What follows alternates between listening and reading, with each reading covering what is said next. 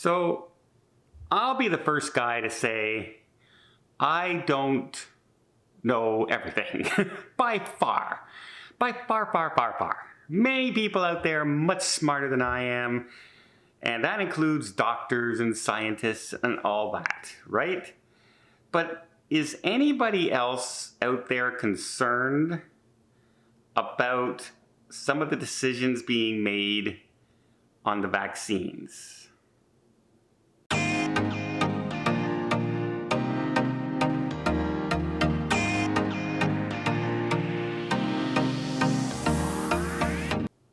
So quickly, let me tell you what's happening here in Canada right now. As you know, almost every other country in the world is way ahead of us as far as, G7 countries and, well-off countries. Canada is like 59th now in vaccine rollout. So we are way, way, way behind. We're way behind the United States. We're way behind the UK.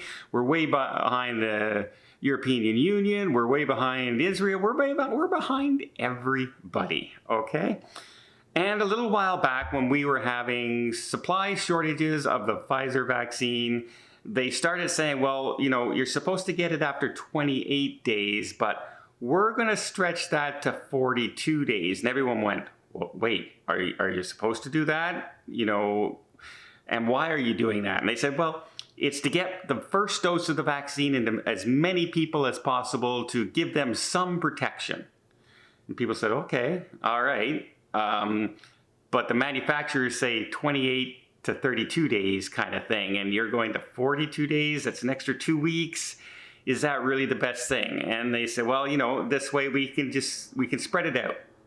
We don't have a lot of choice because the vaccine's not coming in. And we've already given out our first doses. Okay, well, we understood that. Well, now what's happening is they're no longer talking 42 days now. They're now talking 4 months, 120 days, 3 times longer than the longest they wanted to go in the first place. And there's different accounts on that. Some are saying, we're not quite ready to do that yet. Some are saying, yeah, it's a good idea because it covers more people. And I don't know. I'm not an expert in this, but they keep on saying, the Canadian Medical Association just came out and said, it's perfectly safe to wait 44 months between administering the second dose. And I said, okay, it's safe to administer the second dose, but is it as effective?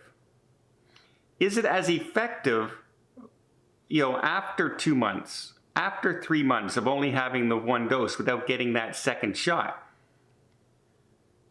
Because all the studies we read before were saying that you're about 40 to 50% covered until you get that second dose, which is supposed to only have been 28 days.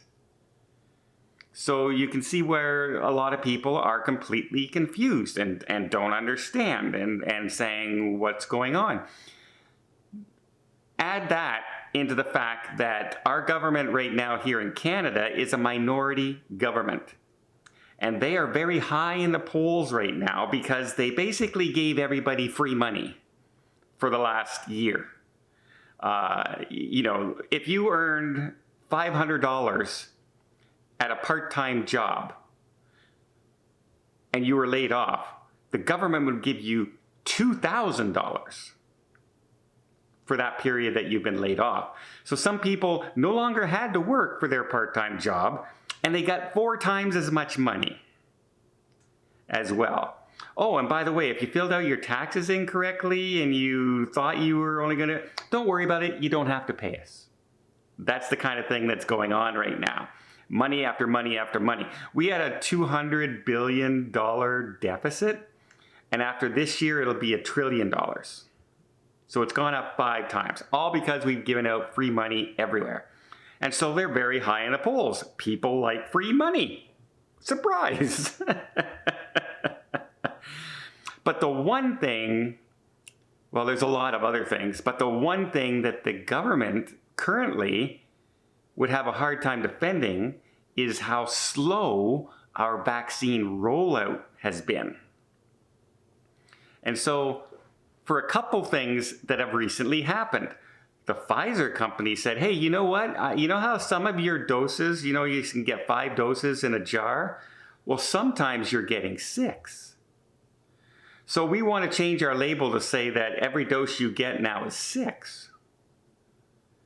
And the government said, hey, if we do that, we'll make our targets in March for how many vaccines come in.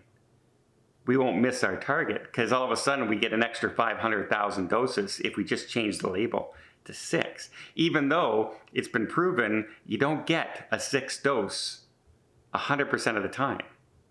It's anywhere from between 70 and 80% of the time. But they were allowed to do that. So that made the numbers look good. And now they've been saying everyone in Canada who wants a vaccine will be able to get a vaccine by September. By September. And everyone in Canada is going, everyone in the United States, which is 10 times larger, will have it by June.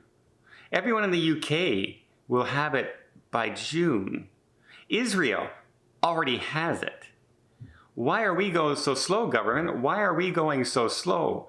And now suddenly, if we wait 3 times as longer, we can put 3 times as many doses in the people. And our numbers look much better. And that's the concern. The concern is they're not doing it scientifically. They're doing it to make it look better so they can hold an election and win back a majority government. Because during the pandemic, if you're a leader of the opposition, you're basically invisible. No one sees you. You're not having, press conferences in front of the press every 2 days like the prime minister can. He'll hold a press conference every second day and he'll stand there and he'll talk about how much money they're giving to people and we're giving this and we're giving that. Leader of the opposition, he's lucky to get a reporter over to ask him a question once in a month. So it's basically impossible for any opposition to strike back right now. But they really would love to go to an election right now. And there's a couple things holding them back. One, do you hold an election during the pandemic in Canada? We just tried it out in the Maritimes and it was a dismal failure. They had to stop in the middle of the election, of the provincial election. So now the Canadian government's going, well, if we do it and the same thing happens, it'll look really bad on us. So we'll have to hold off. But we still want to get our numbers for the vaccine to look really, really good. So I know it's a conspiracy theory in a way, but I don't trust any government out there. And when I see conflicting reports from different science agencies on this, and when they're asked, what's the data long term? And they say, we're still acquiring that data. So yes, it might be great. You might get 90% effective for those entire 4 months. But what's the effect after you give the dose of 4 months? Does it keep it going? Or does it drop down? Does it not last as long anymore? None of that we know because there is 0 studies on it right now. 0 studies because it hasn't been done yet. Nobody has waited 4 months to hand out the second dose. So when they say it's safe, they just mean getting the needle in your arm is perfectly safe. They don't mean it's safe long term. They don't mean it's more effective long term. They don't mean any of that. They just mean it looks pretty good right now, and maybe this is the way we should go. But in reality, there is no study. And so that's what worries me. When we are moving the scoreboard all the time and moving the targets all the time, is it just to make the numbers look better? That is a big, big concern. Because what happens 7 months from now if we find out because we didn't give the second dose, after the 2-week period, the 28-day period, and waited 4 months, that the actual vaccine itself dropped down to 20% effective, and the numbers start skyrocketing in the winter again. I don't know. I don't know which way is the best way to go. I'm not a scientist, but I do have concerns. And unfortunately, when you listen to the scientists, you're getting different points of view. And different provinces, even here in Canada, have different points of view again. But, if they can't make one firm commitment, how are we supposed to know? And if you want people to get a vaccine, and people are already nervous about a vaccine that was created in less than a year, this is not the way to do it. People are going to be nervous about getting this, and now they're going to be nervous that you're waiting 4 months. Myself, whenever they give it to me, I'm going to get it. I'm going to take it. That's not, what choice do we have these days? If you want to try and get back to any kind of normalcy, you have to at least say you're vaccinated.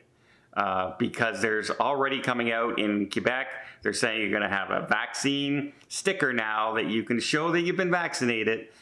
Same thing, if you're going to Alaska, if you can prove you've been vaccinated fully for 2 weeks, you don't need to social distance, you don't need to take tests. So yeah, the vaccine for travel, that's coming. And if anyone doesn't want to get the vaccine, well, do not expect to travel. Do not expect to travel anytime in the near future, maybe for years to come. So yeah, it's just, man, if they want to instill confidence, this hasn't been the way to do it. It just hasn't.